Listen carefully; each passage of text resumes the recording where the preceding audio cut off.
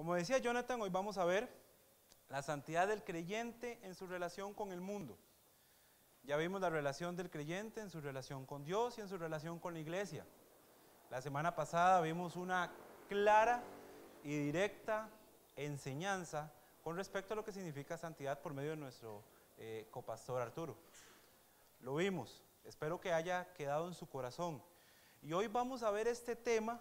¿De qué forma? Vamos primero a entender nuevamente la santidad, desde otro punto de vista, pero vamos a hablar nuevamente de santidad. ¿Para qué? Para poder comprender el concepto de lo que es mundo, con el fin de lograr una relación correcta con nuestro Señor Jesucristo. Si usted se pone a ver el título, Santidad del creyente en su relación con el mundo, es como una combinación casi perfecta, pero a la vez totalmente diferente. Porque cuando hablamos de santidad y hablamos de mundo es como que si estuviéramos hablando de polos opuestos.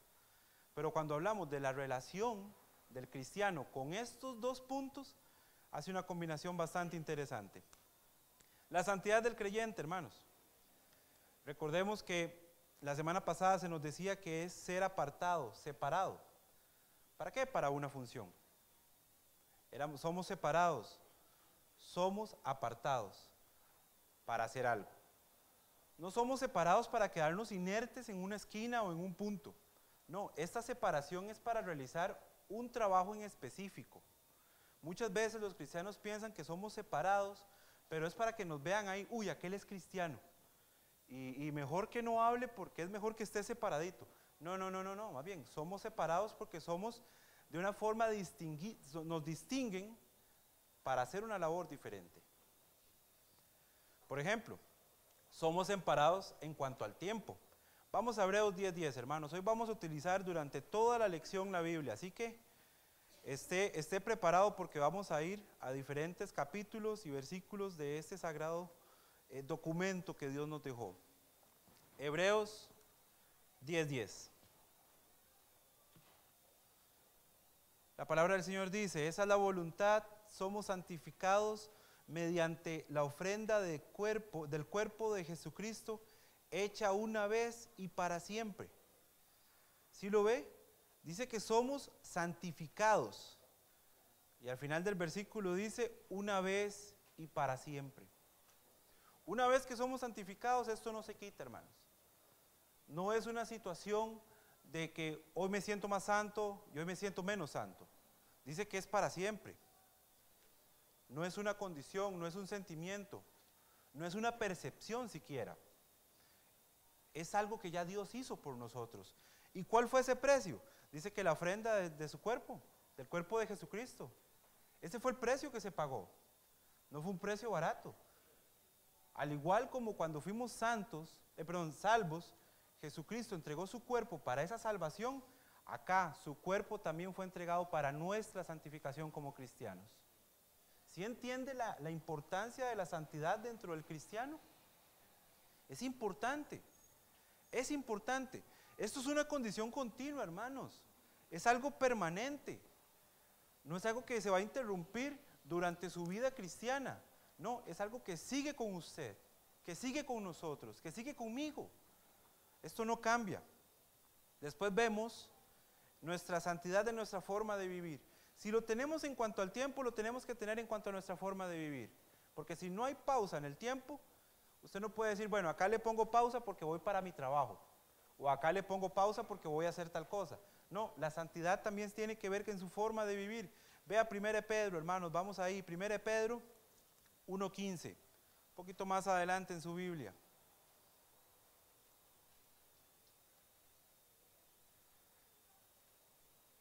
Dice la Biblia, sino como aquel que os llamó es santo, sed santos vosotros, santos en toda vuestra manera de vivir. Hermanos, dice toda nuestra manera de vivir. No podemos seleccionar espacios de nuestra vida o espacios de nuestro tiempo o lugares específicos para ser santos. Yo sé que en el mundo la gente dice, es que ahí se creen muy santos en esa iglesia. Y lo hacen porque piensan que acá es donde la santidad vive. Pero no, hermanos, la santidad vive en usted, vive en mí. De nuevo, no es una condición, es algo que Dios te da. Más adelante vamos a ver algo importante con respecto a la santidad en cuanto a mi persona. Pero en nuestra forma de vivir, hermanos. Muchas veces pensamos, ¿cómo podría yo hoy darle gloria a Dios? Y yo sé que muchas veces usted piensa en cánticos, piensa en alabanzas, y eso está bien. Pero la mejor manera, y oiga bien, hermano, la mejor manera de darle gloria a Dios es cuando usted actúa en obediencia a Él. Esa es la mejor manera. Y si yo decido ser santo en mi vida porque Dios así me lo pide, yo lo estoy glorificando.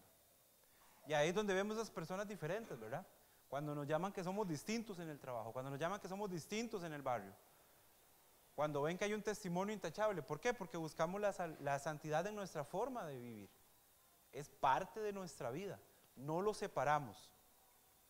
Después, ¿por qué somos santos? ¿Por qué somos apartados? Porque es un llamado de Dios. Vamos a 1 Corintios 1:2, hermanos. 1 Corintios 1:2. Vamos a ver ese llamamiento. Dice 1 Corintios, a la iglesia de Dios que está en Corinto, a los santificados en Cristo Jesús, dice claramente, llamados a ser santos. Vea el llamamiento. A como tenemos llamados para utilizar nuestros dones, hasta acá estamos siendo llamados a ser santos, hermanos. Acá le está hablando una iglesia. Perfectamente la porción de la Biblia podría decir a los hermanos en San Ramón, llamados a ser santos. Esa es la condición. Tenemos un llamado de parte de quién, no de un pastor, no de un hermano, no de un líder espiritual, es de Dios mismo. La misma directriz que nos está diciendo cuando nos dice vaya y haga discípulos, nos está diciendo acá, sea santo. Tenemos que ser santos, es un llamado. Y cuando usted a alguien lo llama, usted no desprecia un llamado. ¿Qué pasaría si usted en su trabajo, su jefe lo llama y usted no llega? Y lo vuelve a llamar y usted no llega. ¿Qué pasa? ¿Acaso no es cierto que la relación se rompe? La relación se interrumpe, ya comienzan a decir, no, es que este muchacho no tiene lo necesario para estar acá. Cuando Dios nos llama a hacer algo, hermano, no podemos simplemente obviar eso. Y acá nos está llamando a ser santos. ¿Y por qué? Porque también es la voluntad de Dios. Vamos a 1 Tesalonicenses, hermanos, 1, 21 y 22.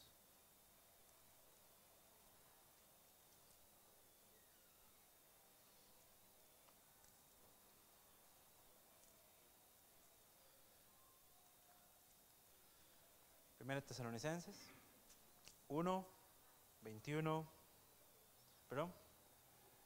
Primera Tesalonicenses 4, 3, perdón, hermanos.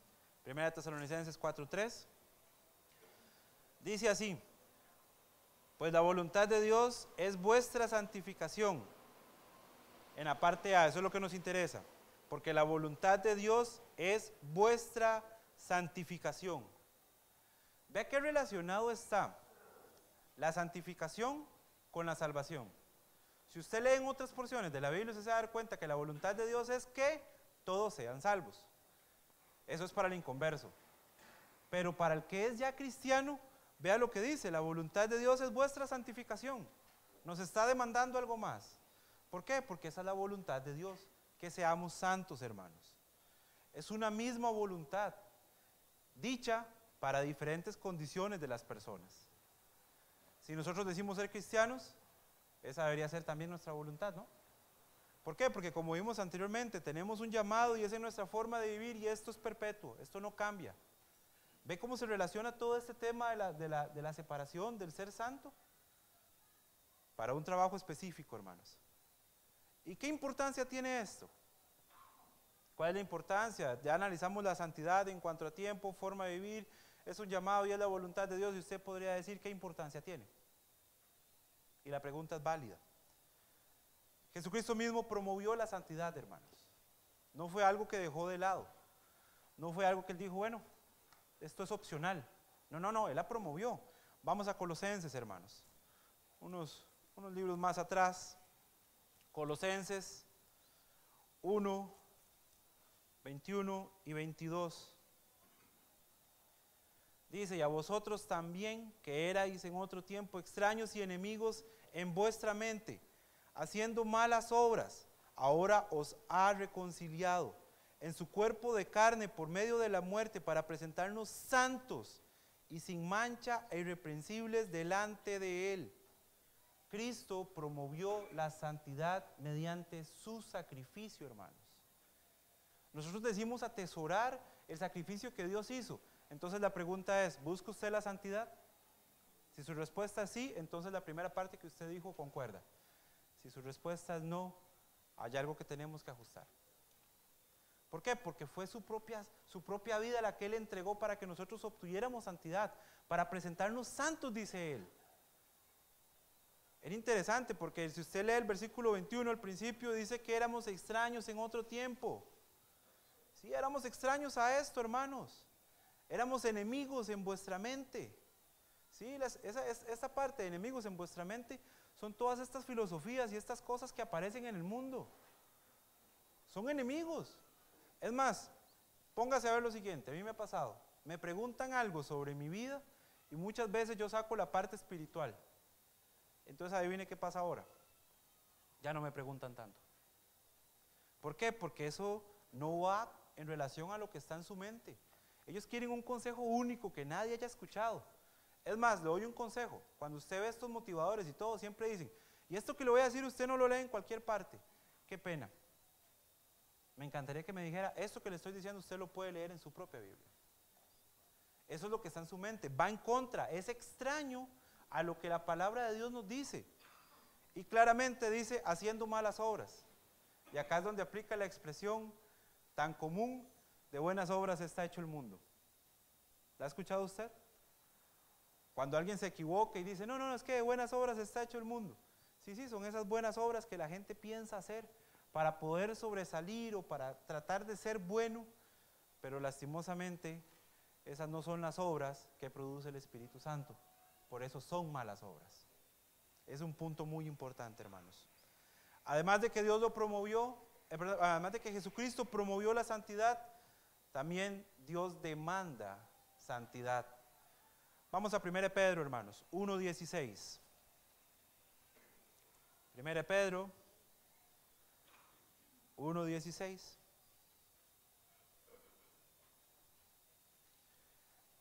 Versículo bastante corto y dice, porque escrito está, sed santos, porque yo soy santo. Hermanos, cuando buscamos a Dios, realmente lo glorificamos. Y vemos cómo Dios trabaja en nuestras vidas. Vemos cambios, hermanos. Vemos cosas importantes.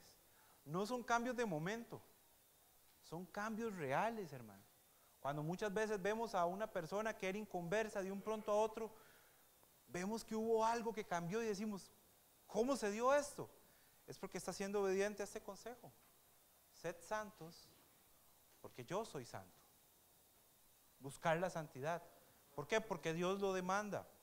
Además, es uno de los propósitos del Espíritu Santo. Ahí mismo, versículo 22 ahora, 1 Pedro 1:22, hermanos.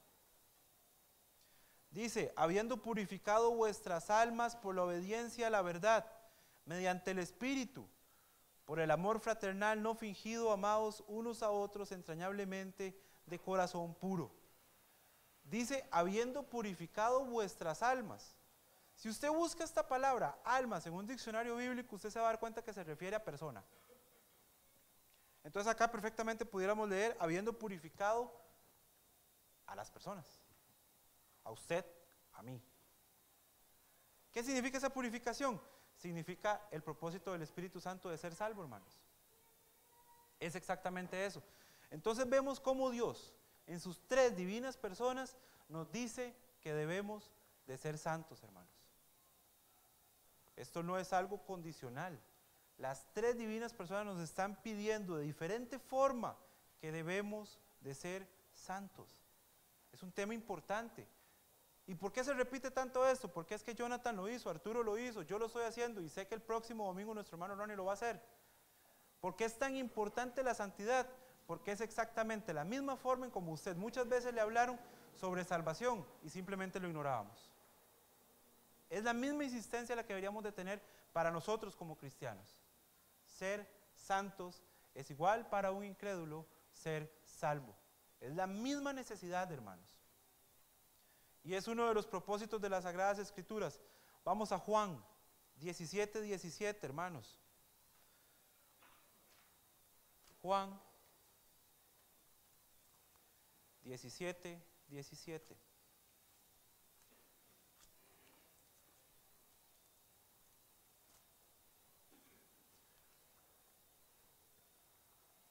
Hablando Jesucristo mismo dice, santifícalos en tu verdad.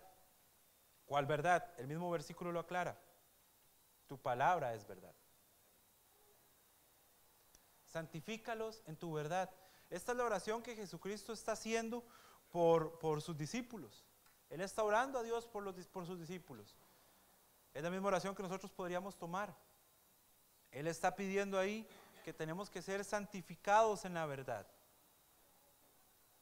Porque la santificación, hermanos, solamente se puede dar mediante la verdad. La santificación no se da por otro medio, hermanos. Si usted no lee su Biblia, si usted no se acompaña en el consejo de la Biblia, usted no puede acercarse a la santidad. Yo no puedo hacerlo.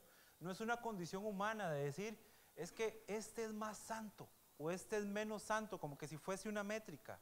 Es la Biblia la que nos dice cuál es la santidad. No es otro libro. No es como sucede en otras religiones del mundo, que hay gente que santifica a otros. ¿Usted lo ha visto? Este es santo porque un grupo de gente decidió que este era santo. ¿Sabe de lo que le estoy hablando? No, no, no. Aquí dice que somos santos en tu verdad. Hay un filtro llamado Biblia que nos dice qué es ser santo. No es un grupo de personas, no es una determinación, es la Biblia misma. Y como vimos, la Biblia y la Trinidad como tal, Dios, Hijo y el Espíritu Santo, nos va a indicar qué es ser santo, hermanos. La santidad del creyente, lea muy bien esta parte que está ahí, esta pequeña expresión. La santidad para el creyente es tan importante como la salvación es necesaria al inconverso. Es así de necesaria. Lo que estamos escuchando y estamos estudiando hoy, hermanos, es importante para nuestra vida espiritual. No es un condicional, no es algo que yo puedo tomar y dejar. No es algo que yo pueda simplemente tomar en un momento y después ignorarlo. No, la santidad es parte de nuestra vida. Como cuando usted le pregunta, ¿usted es salvo? Sí. ¿Usted es santo? Sí. Tiene que ser el mismo nivel de respuesta. Veamos diferencias, hermanos, en cuanto a salvación y santidad. El cuadro que tenemos ahí, hermanos. La salvación trata con los hechos pecaminosos, con vuestras transgresiones y pecados. ¿Por qué? Porque mediante Cristo nuestros pecados fueron perdonados. ¿Cierto? Eso fue lo que la salvación vino a hacer en nosotros. En cuanto a la santidad, trata con la naturaleza pecadora del hombre. Ya nuestro pecado de muerte fue perdonado mediante Cristo. Esto es salvación. Pero la naturaleza pecadora es lo que la santidad trabaja. Aquello que usted dejó de hacer, aquel pecado que usted dejó atrás, eso es lo que trata la santidad. Porque cuando se busca la santidad, usted evita hacer ciertos pecados que para antes usted eran cosa normal. Uno de ellos, la mentira. Esta semana me di cuenta lastimosamente, de un cristiano que llega donde sus clientes y les miente. Abiertamente, sin miedo, sin temor. Y usted dice, ¿cómo? Pero es cristiano. Y ahí es donde la gente critica. Ahí es donde el mundo critica al cristiano, lastimosamente. ¿Por qué? Porque se presentan como cristianos y dicen, sí, tal cosa, y viene la mentira, y viene mentira, y viene mentira. Cuando usted trata con la naturaleza pecadora del hombre por medio de la santidad, usted evita mentir, hermanos. Evitamos la mentira. Es más, cuando nos vemos propensos, hasta preferimos quedarnos callados y quedarnos como tonticos en vez de decir una mentira, ¿no es cierto? Usted prefiere echar un paso atrás y decir, no, eso es la santidad trabajando en usted. Después la salvación, dice que viene a ser un nuevo hombre.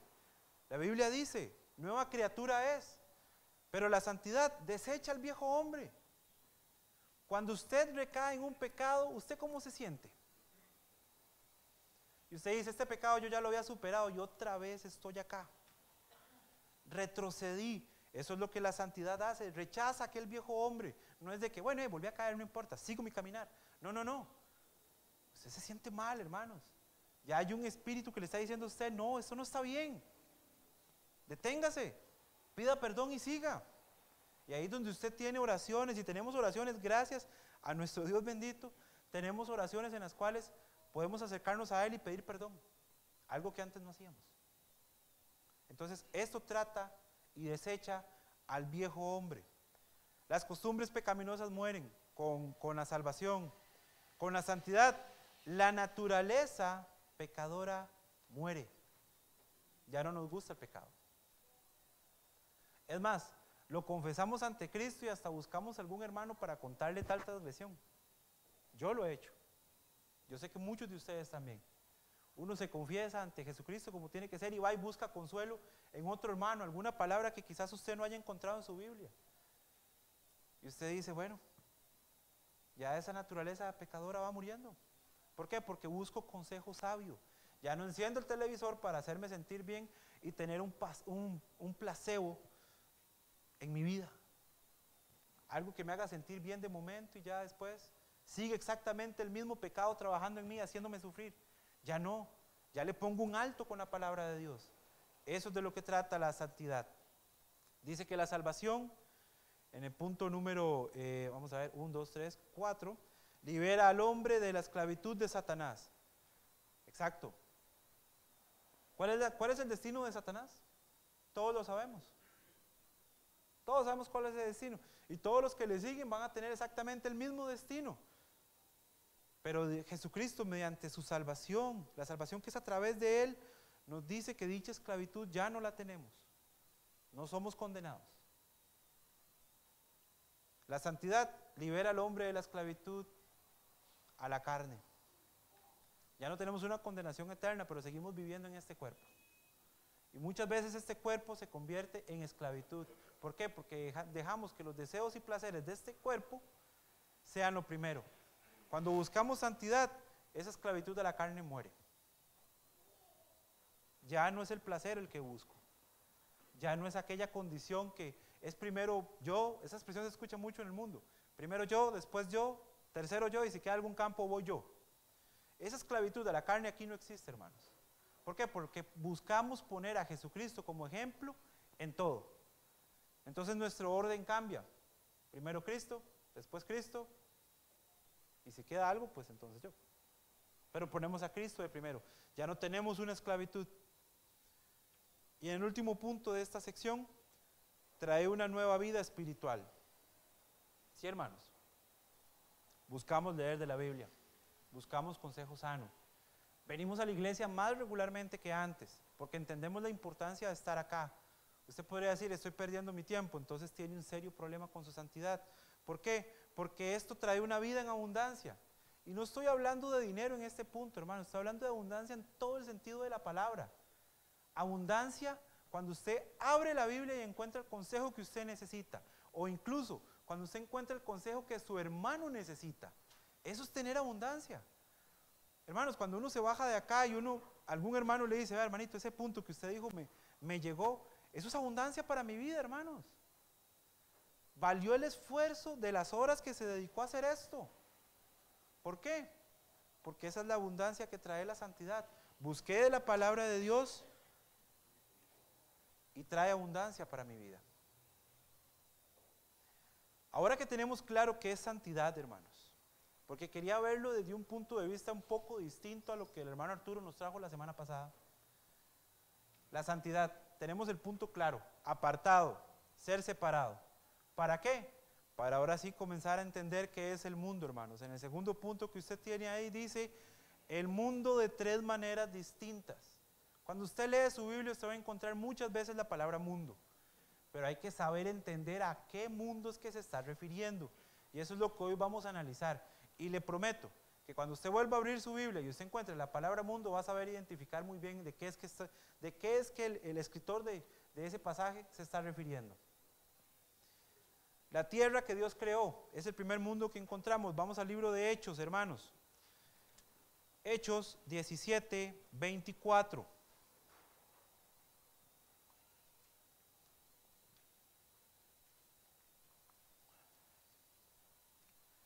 Dice así: el Dios que hizo el mundo y todas las cosas que en él hay, siendo Señor del cielo y de la tierra, no habita en templos hechos por manos humanas.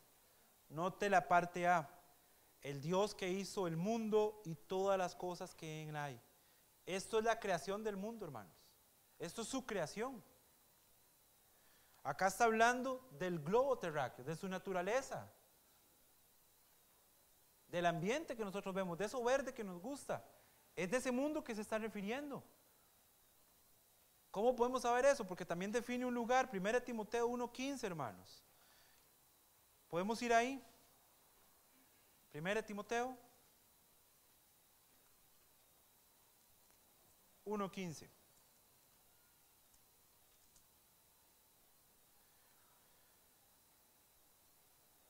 Dice: palabra fiel y digna de ser recibida por todos, que Cristo vino al mundo para salvar a los pecadores, de los cuales yo soy el primero.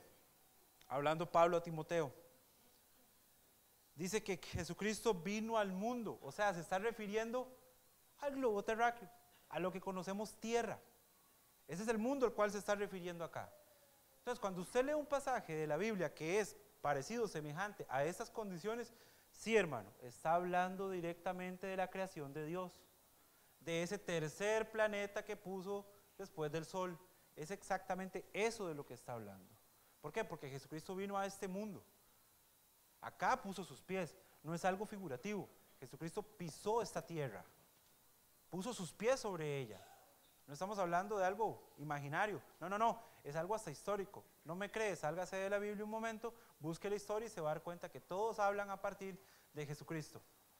¿No se ha puesto a ver lo que explicaba un día el hermano Ronnie? Antes y después de Cristo, fue alguien que existió. Esa persona fue la que estuvo acá en este mundo, en este globo terráqueo. Dice después, se refiere a gente y personas. Vamos a Juan 3:16, un versículo muy conocido, pero quiero que utilice su Biblia para leerlo. Juan 3:16.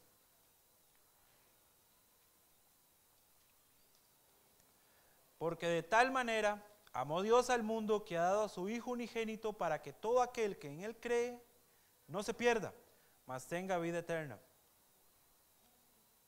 ¿Ve cómo dice? Más, de tal manera que Dios amó al mundo. Jesucristo no vino a salvar el globo terráqueo, como algunos creen, que vino a salvar a la madre naturaleza y que por eso es que Él existe. Hay teorías de ese tipo, créame. No, dice que vino al mundo. ¿Y a qué mundo fue que vino? Fue a amar a la creación humana. Eso es de lo que está hablando acá, de ese amor de usted y de mi persona, de las personas que están allá afuera. Ese es el amor al mundo que está hablando. Entonces la palabra mundo acá es a las personas, ya no es al globo terráqueo, sino que es a los seres humanos que habitamos acá. Y lo confirma acá mismo en Juan 17:16, hermanos, leámoslo.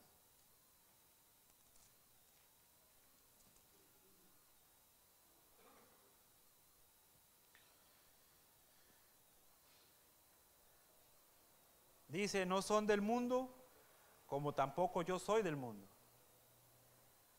Si estuviera hablando del mundo creado, los discípulos y Jesucristo hubieran estado, no sé, en otro planeta posiblemente, en el cielo, en cualquier otro lugar, no acá, porque dice, no son del mundo. ¿Qué está queriendo decir? Que no son del tipo de persona con el cual ellos convivían y nosotros convivimos.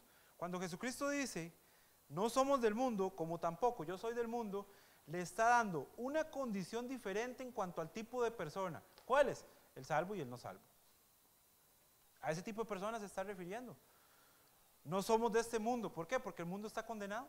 Las personas están condenadas. Y nosotros no somos parte de ese mundo. No somos parte de ese tipo de persona. También, y esta es la parte más crucial para nosotros como cristianos, la palabra mundo se refiere al sistema mundano. 1 Juan 2:15, hermanos. 1 Juan 2:15. Y esto es lo que nos catapulta ya a la tercera parte de la enseñanza, así que debemos de tener muy claro esta porción. Dice, no améis al mundo ni las cosas que están en el mundo. Si alguno ama al mundo, el amor del Padre no está en él. Este ya no es el mundo que estábamos hablando anteriormente, no es creación ni es persona, es el sistema mundano, es amar lo que está allá afuera. Acá el pasaje lo que está indicando es que debemos de poner en primer lugar a Dios, porque el amar algo es ponerlo en primer lugar, ¿cierto? Nosotros decimos amar a nuestros padres, amar a nuestra familia, y la tenemos en un lugar muy importante, pero cuando decimos amar a Dios, ¿en dónde está? ¿Está primero lo que el mundo ofrece allá afuera? ¿O nos gusta como jugar a que estoy en el mundo y me devuelvo? Estoy en el mundo y me devuelvo. Y en nuestra relación de pareja podemos hacerlo de la misma forma. Y yo sé que usted me va a entender. Si decimos amar a Dios, pero vamos y amamos un momentico al mundo, es exactamente igual como que usted le diga, yo amo a mi esposa y de un pronto a otro estoy con otra mujer. Y vuelvo a mi casa y digo, te amo mi esposa, y estoy de nuevo con la otra mujer y también digo, no, un ratico, y me devuelvo y otra vez digo a mi esposa, te amo. Es exactamente la misma condición, es el mismo juego, hay un engaño de por medio. Si usted dice amar a Dios, usted lo ama, no ama al mundo. Y esa es una regla básica, hermanos, para nosotros. Y lo peor, dice que el amor del Padre no está en él. Ahí donde muchas veces entendemos y decimos, ¿por qué es que Dios no me da una respuesta en cuanto a esto? Porque el amor del Padre no está en esa persona, no está en nosotros, por ese mismo juego que hemos provocado, por nuestra falta de seriedad, por nuestra falta de compromiso. Usted puede buscar un montón de adjetivos para no tener primeramente a Dios como primer amor. Y usted podría poner un montón de excusas y podríamos decir, es que es esto, hermano, es esto, lo otro. Pero no, la indicación es clara. Es más, nos está diciendo que no lo hagamos. ¿Y cuál es la consecuencia inmediata? No tenemos ni siquiera que rebuscar en la Biblia para encontrar la consecuencia del no tener a Dios como primer lugar. El mismo pasaje nos lo dice. Es importante esta advertencia, hermanos. Es más, nos dice que ni siquiera deberíamos de tener amistad con el mundo. Ya nos dijo que no debemos de tener amor. Ahora viene la palabra amistad. Veamos Santiago 4:4, hermanos.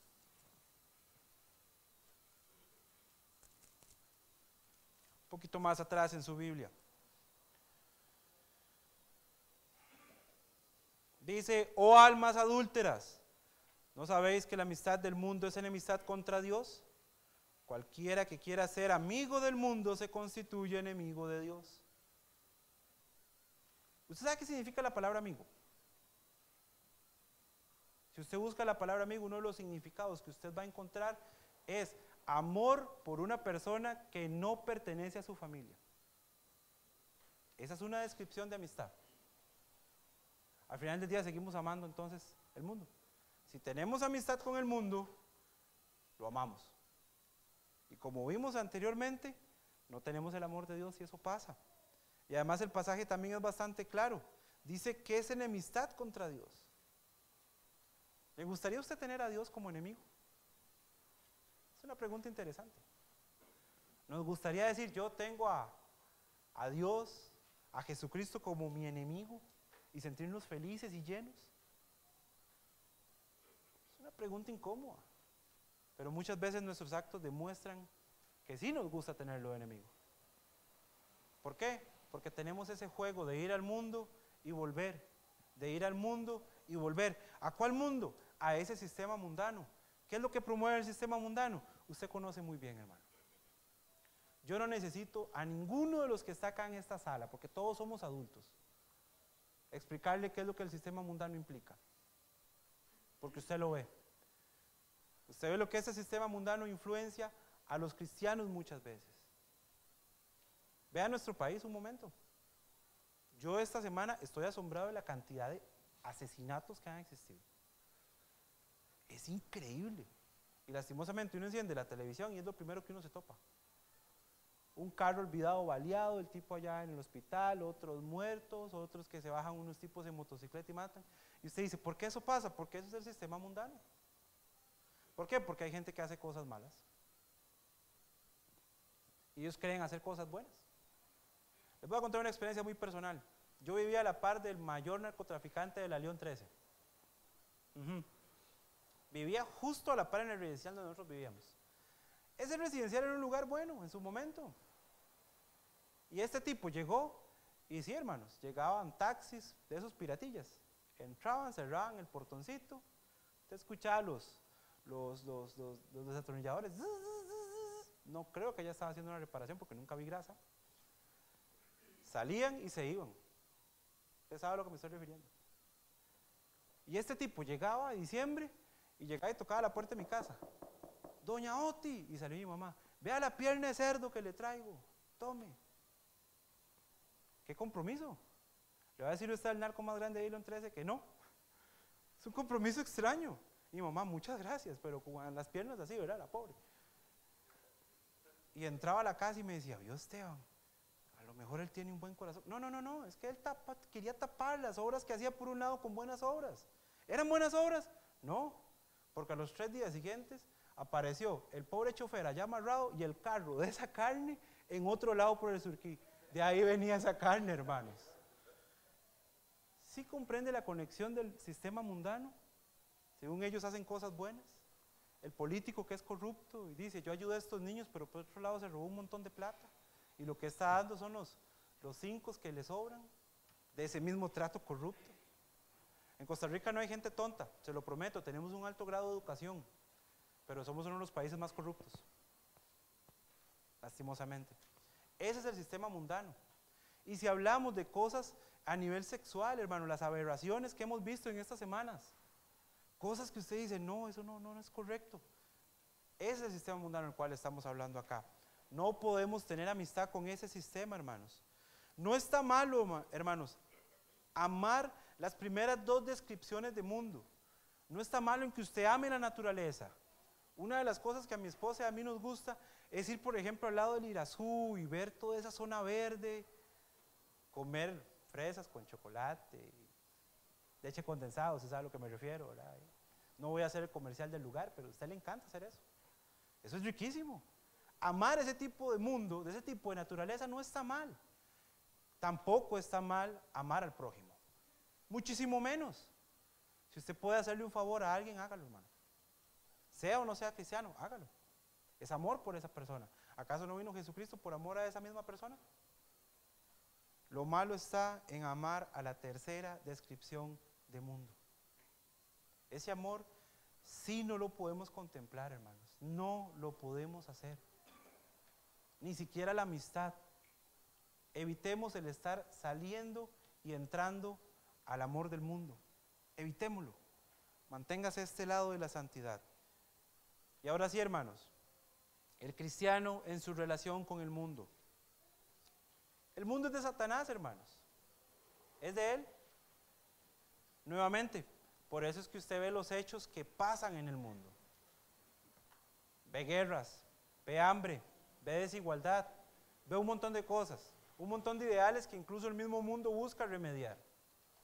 Pero lo hace erróneamente porque lo hace según sus fuerzas, no según lo que Jesucristo nos enseña mediante su palabra, no a través del Espíritu Santo, lo hace a través de su propio poder y por eso es que tiene un gran margen de error.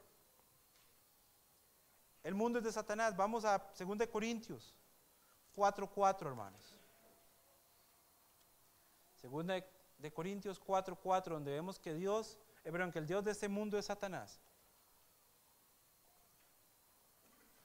Dice, en los cuales el Dios de este siglo cegó el entendimiento de los incrédulos para que no resplandezca la luz del Evangelio de la gloria de Jesucristo, el cual es la imagen de Dios.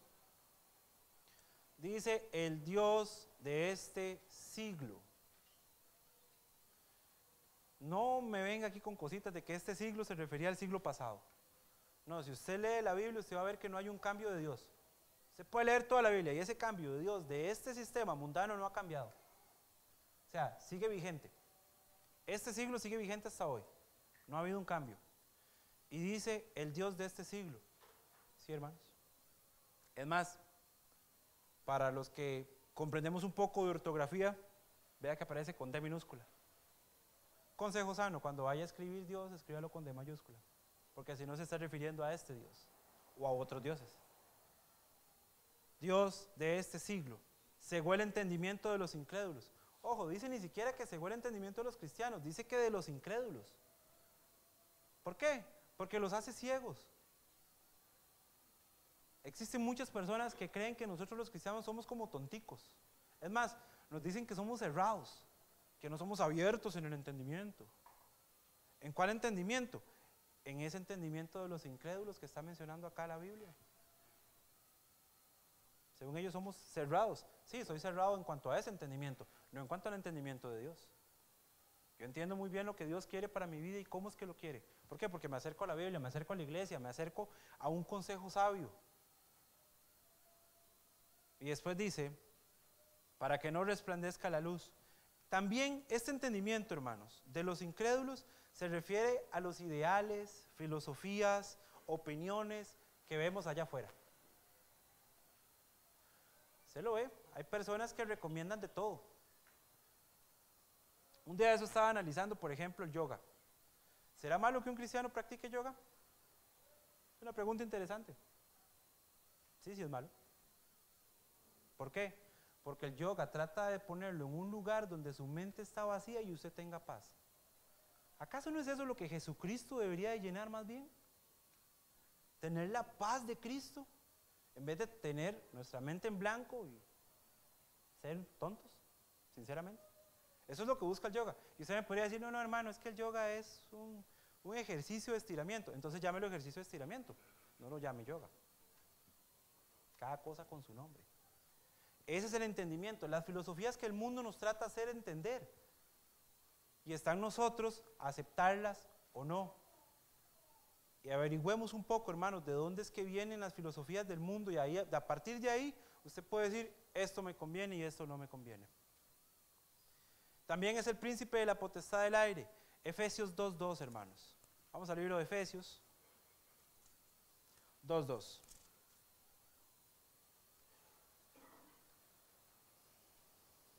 Dice, en los cuales anduvisteis en otro tiempo, siguiendo la corriente de este mundo, conforme al príncipe de la potestad del aire, el espíritu que ahora opera en los hijos de la desobediencia. La potestad del aire.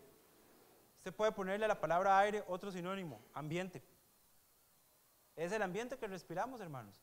Nosotros salimos allá afuera y salimos felices. No, hermanos, usted sale preocupado. Yo salgo preocupado. De que no me hagan un bajonazo del carro, de que no me asalten cuando me baje del carro, de que cuando vuelva al carro, el carro todavía esté ahí, que no me lo hayan abierto. Eso es lo que encontramos, es el ambiente que hay en el mundo. Es más, salimos tratando de luchar hasta con nuestra propia naturaleza. Usted va en el carro y usted ve aquel rótulo de aquella chavala y usted dice, pero ¿por qué? Es el ambiente en el que vivimos. Usted llega a un lugar a comprar y está aquella chavala con aquella ropa indecente en la pura entrada del supermercado. Es el ambiente en el cual vivimos. Y usted puede decir, ¿es normal? No debería ser normal para un cristiano. Simplemente no. Ese es el ambiente del cual estamos hablando. Y el diablo es el príncipe de ese ambiente. Por eso es que sucede. Nuevamente, los valores y pensamientos de lo bueno y lo malo, este príncipe es el que lo domina. Yo recuerdo que en mi época habían ciertas reglas para los niños, ahora no las hay. Cosas tan simples como que llegaba la visita, llevaba algo de comer y lo ponía en la mesa. Usted ahora ve los carajillos y dice, agarren, agarren. Y ni siquiera preguntan. Yo llegaba y agarraba un bollillo de pan de esos y era un manazo que me metían. Porque primero, ¿qué eran? Las visitas. Había una regla. Y usted, aunque estuviera partido del hambre, usted tenía que aguantarse a que le dieran. Ahora los carajillos no, se suben a la mesa. Es más, los chupan y los ponen ahí otra vez casi. Y usted dice, pero yo no me voy a comer eso. Exacto. Ya los valores no son lo mismo. Y usted dice, es un acto simple. Hermanos, ese acto simboliza muchas otras cosas. ¿Por qué? Porque te enseñaban a esperar. Ahora los niños son desesperados, ¿usted no ha visto? Si usted no les da una tablet o cualquier cosa, ellos se desesperan porque les han permitido ese tipo de cosas. A nosotros, gracias a Dios, nos enseñaron a esperar y a decir, bueno, siéntese. Yo creo que por eso la caja se acostumbró a que, sí, como nos enseñaron también a esperar, tenemos que esperar mucho. Pero bueno, son valores de lo bueno y lo malo. Ahora usted ve una fábula de un niño y hay sexualidad dentro de esa fábula. Ay, hermanos, yo lo he visto. Ahora que tengo a Sammy, me estoy como tratando de poner ahí al día, ¿verdad? Y uno ve, esto es una serie de carritos, ¿qué tiene que hacer eso ahí? Antes uno no veía eso. Ya el mundo ha cambiado su concepto de lo bueno y el malo, y es porque el diablo, Satanás, está en medio de esto. ¿Por qué? Porque es el dueño. Vamos a Lucas 4, 6 y 7, hermanos.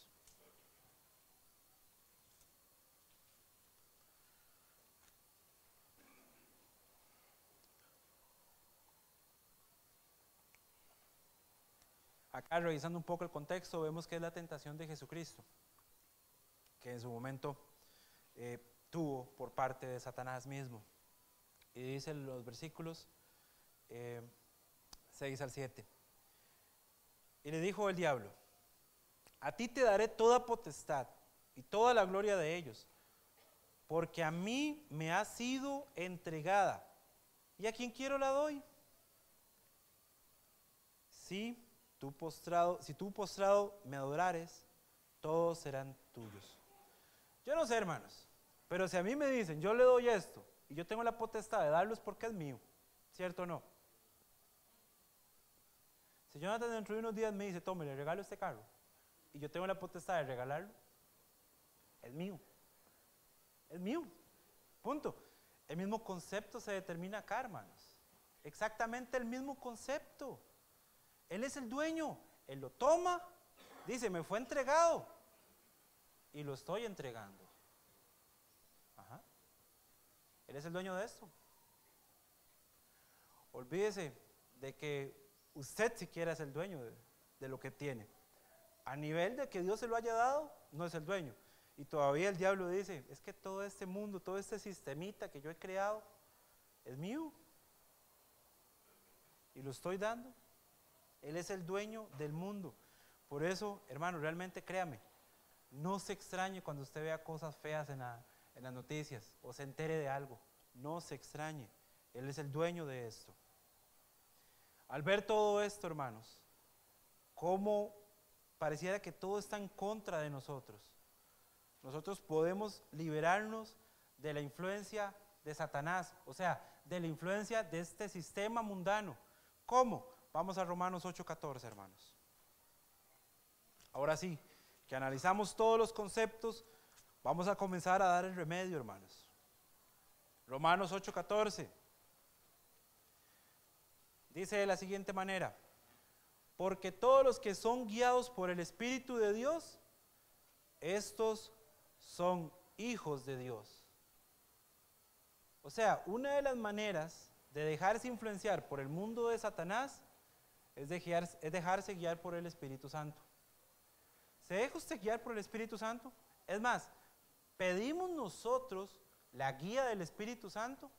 Dentro de nuestras oraciones está esa sección especial de pedir la guía del Espíritu Santo, o simplemente lo obviamos. Porque acá hay una advertencia si leemos el versículo de forma negativa. ¿Por qué? Porque si el cristiano se deja guiar por impulsos y pensamientos, hermanos, podemos no considerarnos hijos de Dios entonces.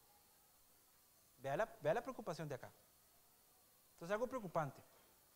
Si nos dejamos guiar por el consejo del...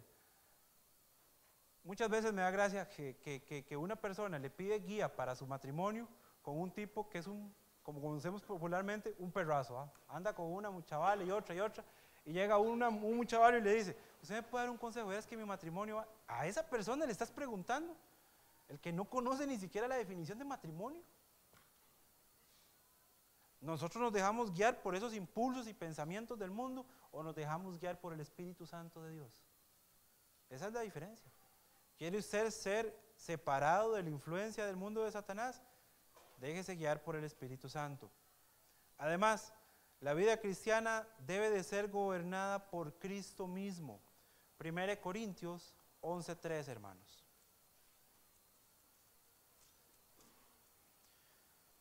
Sí, hermanos, yo sé que esto está encabezado y parte del versículo, prácticamente en su parte B, habla de que la mujer, de que el varón es la cabeza de la mujer y Dios la cabeza de Cristo, pero noten en su primera parte. Pero quiero que sepáis que Cristo es la cabeza de todo varón. No dice de algunos, dice de todo varón. Cristo debería de gobernar. ¿Por qué? Porque hablamos de gobernación si estamos hablando de cabeza y porque la cabeza gobierna el cuerpo, ¿no es cierto? Si no fuera así, andaría un montón de gente sin cabeza por ahí en la calle. Sería extraño verlo. Pero no, nuestro cuerpo ocupa algo que diga, suave, por aquí vamos. Es quien gobierna el resto del cuerpo. ¿Cuál es una de las cosas más complicadas para los científicos creando robots? Que el cerebro del robot tiene que determinar mediante la vista para dónde es que vamos y dónde está la vista. ¿Acaso no está en la cabeza? La cabeza gobierna el cuerpo. Usted mide las distancias por medio de la cabeza. El brazo por sí solo no sabe a cuánta distancia están las cosas. Entonces, ¿qué? La cabeza gobierna el cuerpo. Y de igual manera, Cristo, como cabeza de todo varón, debería de gobernarnos. No deberíamos de tener una gobernación distinta. No es ni siquiera cristiano. Y sí, hermanos, vamos a tener que estar contracorriente contra el sistema de Satanás. Eso es una lucha que no acaba. ¿Se acuerda que al principio veíamos que la santidad es en tiempo, en un tiempo limitado? Esta lucha, hermanos, va a contracorriente y es de igual manera. Así que, hermanos, como es contracorriente, un consejo importante: vivamos una vida en victoria. 1 Juan 5:4, hermanos, vamos ahí.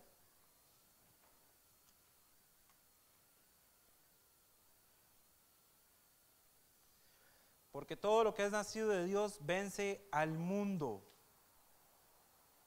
Y esta es la victoria que ha venido al mundo, nuestra fe. Incluso podríamos leer el 5. ¿Quién es el que vence al mundo sino el que cree que Jesús es el Hijo de Dios? Podemos vivir una vida en victoria, hermanos. Es posible. Parte importante de estos dos versículos es que en 3 ocasiones menciona la palabra vence. Estoy seguro, porque esto no es casualidad, hermanos, de que Dios acá nos está diciendo que es posible vencerlo, porque aparece en 3 ocasiones en 2 versículos. Es posible vivir una vida en victoria, hermanos. Yo sé que el pecado va a estar ahí, pero usted puede vivir una vida en victoria. ¿Por qué?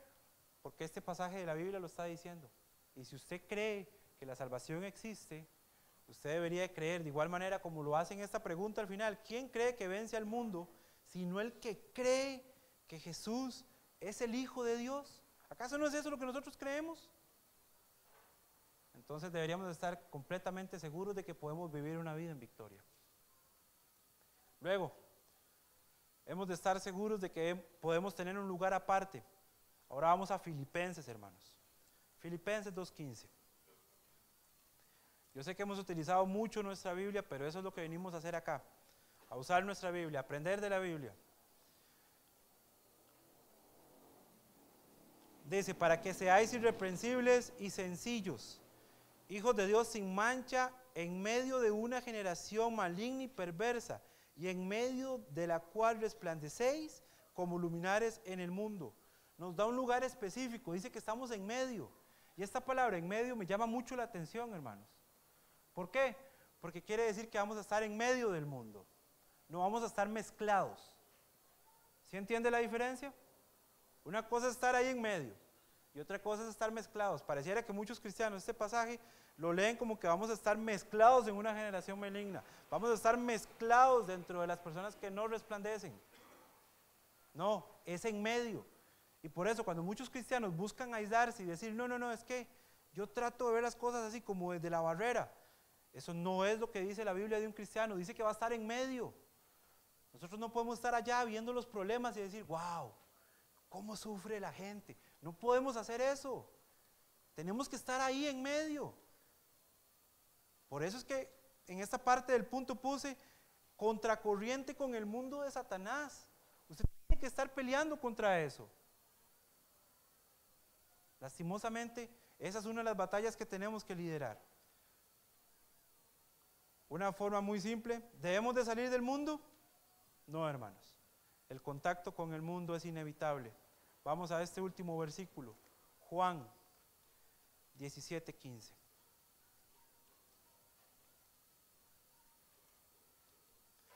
Juan 17:15.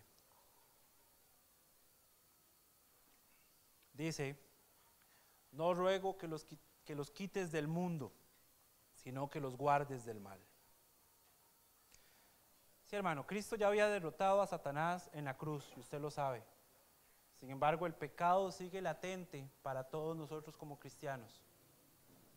Por eso es que nos pide que no nos saque, sino que nos guarde del mal. ¿De cuál mal? Del ambiente que hemos venido estudiando, de ese mundo del cual nos perjudica como cristianos. De ese mal es que está hablando. No podemos salir, hermanos. A menos de que Dios nos llame a su santa gloria, no podemos salir de esto. No podemos. Tenemos que seguir luchando. En forma de conclusión, cuando vamos poniendo en práctica las palabras de Dios, entonces es cuando se levanta la tormenta contra nosotros. Ser miembro de una iglesia no es cosa fácil. También lo es hacer todo lo que los demás hacen. El ser humano honrado, el buen ciudadano, no ocasiona ninguna persecución. Uno puede reunir todas estas cualidades y sin embargo seguir la corriente mundana, pero resplandecer como luminares, como ese último versículo que vimos, hermanos, por Dios en el mundo, es una cosa que provoca enemistad por doquier que se vea a Cristo. Hermanos, esta es la invitación a la santidad. No es un asunto condicional, no es un asunto de algunos cuantos, es un asunto de todos nosotros como cristianos. Y ruego a Dios, hermanos, porque cada uno de nosotros sea un santo y busquemos esto como cuando en algún momento buscamos de Cristo. Que el Señor los bendiga.